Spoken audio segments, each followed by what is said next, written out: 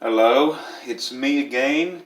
I figured I may as well tell you something or other, but whilst my pan gets hot, and I don't know if you'll see this. You probably will. I don't know if you'll even see this or not, or if I'll even upload it. Anyway, this is my third time recording this, and I hope that this will be the last time. But anyway, I figured I just wanted to come on here and tell all of you something new that I found out about me. And I know that we all know each other. Ahab, Goontick, Logan, who goes by various long, incomprehensible names, Big Marcus, Michael Keller, all those people. We all know each other very well, and I think that we ought to really disclose all these new proclivities that we happen to have generated within the past however long, just I suppose keep us all in the know or something like that. But anyway, I figure I may as well share with you this one. A couple of months ago, when I believe it was in June or something like that. Could have been July. I don't remember when this was. But my brother, my mother, and myself, we were all sat in the spare room at the house. Not this house, but at my parents' house. And we were watching this film by the name of Palm Springs. I believe that was the name of the film. With Andy Samberg and Kristen Milioti. I actually had to look up that name just to get it right. You'll see why here in just a moment. And, we sat there, watched that film, and to tell you the truth, it wasn't particularly earth-shaking at all. It's basically like a rip-off of Groundhog Day, or The Edge of Tomorrow, or one of those sort of courageous cliches that have been emerging in cinema of late and has been apparent in the landscape for quite some time. I'm thinking about writing a book concerning cliches, not only in literature but in film as well, how you could really happen upon not just cliches in wordplay but cliched stories as well, and how easy it is to avoid them. In fact, also I just recently started rereading some of Somerset Maugham's short stories. I got volume 1 of his short stories that you may have seen in one of these videos. And I noticed that in a lot of those early stories, let me just reset my pen here. In a lot of those early stories, he employed a concerning amount of cliches. So much so that it made me almost hate him. And I wondered, what in the hell did I see in him in the first place? This is the man who wrote The Painted Veil, who wrote Mrs. Craddock, who wrote Of Human Bondage, The Moon and Sixpence, who wrote The Man with the Scar, which is a tremendous short story that shows really that he is the master of irony and will forever be. But this man who wrote all those works was just so basic and so puerile and very willing to please the lowest common denominator in his fiction. It was just horrible. Anyway, that's getting off topic. But yeah, the film wasn't all that. I mean, it was all right. I'm just going to say it right here. It was all right. But as I was watching that film, I had seen what's-her-face, Kristen Milioti, and I was looking at her, and I noticed that, as I said, I discovered something new about myself. For quite some time, I had, if you followed me on this channel long enough, you would know. Let's see if this pan hot enough. Let's see, let me just get a little water here.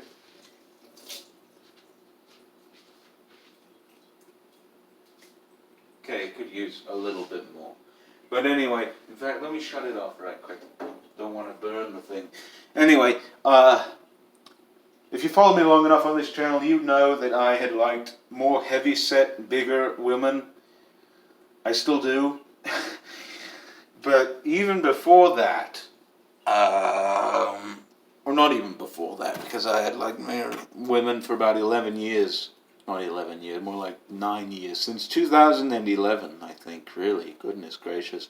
But even before the channel, I had also... hang on a minute, let me go answer that telephone. It was no one. Anyway, so for quite some time before I started this channel, and it's a sin for me to be saying this, sorry, Lord, but I had actually lusted after older women that were like maybe, oh God, I don't know, 30, 40, even 50 years older than me. Hang on a sec, let me test the pan again.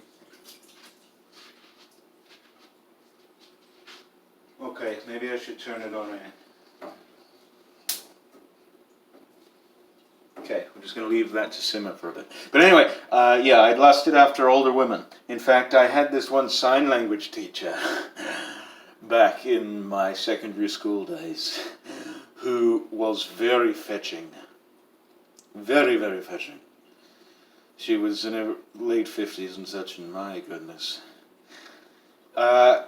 You know, she was Jewish, and, you know, spoke very casually with her students and such, treated them as if they were her mates. Not that way, but if she did, then it would have been a hell of a lot more easy for me to... Well, I wouldn't be in this situation now, let's just say that. But, and, you know, she'd swear as though it were nothing, as though it were small talk. But anyway, she had just gotten out of a divorce. And I tell you, if I were to...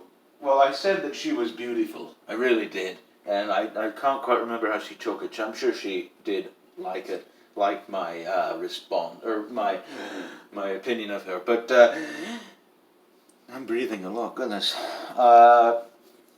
Basically, I tell you, if I would have pounced on that prize had she given me the chance, I could tell you that. But anyway, so I had liked older women and bigger women and such and all that. But once I saw Christine Milioti in this film, I found her also to be very fetching. And there was one thing about her that was particularly alluring. And that is the fact that she has the biggest and roundest eyes that I have ever seen on a human being. I mean, it's crazy. It's like one of those Japanese animations that you see. I'm still, I still, that I try getting into, I still can't, I can't get into anime. What was that? Oh, sorry, there was a dog walker that was looking in on me in the through the window there. But I still can't get into Japanese animation or anime or whatever you call it. It's just too weird for me. I'm still thinking about, you know, maybe trying to watch Akira or Akira, however you pronounce it, and Ghost in a Shell, maybe. I know Ahab loves Death Note. I've never seen Death Note, but we'll certainly see how that pans out. Is she still there? Okay, good. I tell you, this dog walker had just stopped outside of my window and was looking in on me to, you know, notice I was talking to a camera, phone camera, and just wanted to see what in the hell I was doing. Anyway, but a friend of mine, one of my real life friends, had, I know he'd recommended me this one anime called Toradora, or Toradora, I don't know how to pronounce it, but I haven't watched it yet. Funny thing about him, actually, he, for a while, just like myself, was averse to the genre. of anime, until he had actually started taking interest in this one girl who was infatuated with it, and therefore was a convert himself. So, it just goes to show you, the will's strong, but the flesh is weak. Anyway, back to my main point. So, let me see it in pan again, if it's ready or not.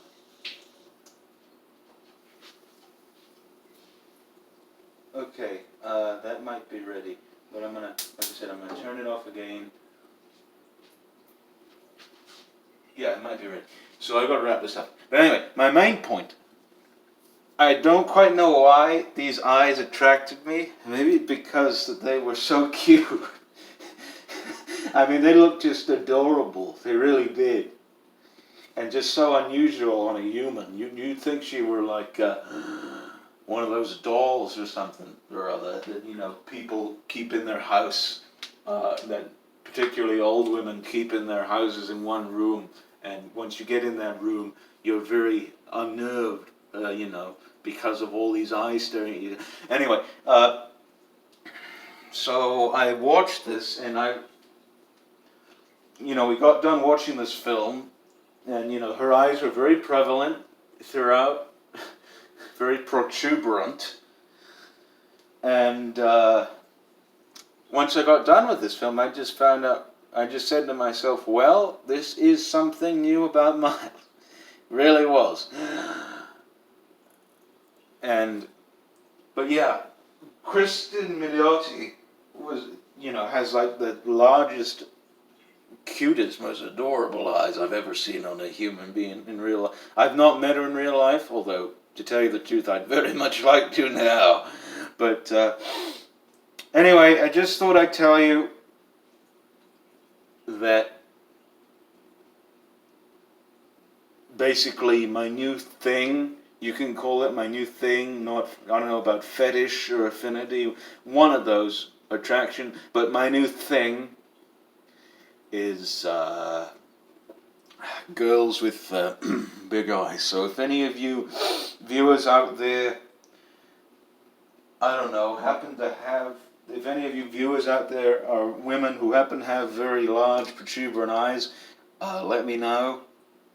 And perhaps maybe we can make something out of it. I don't know. I don't even know if I'm going to upload this. I'm going to go cook my breakfast or lunch or whatever I'm eating.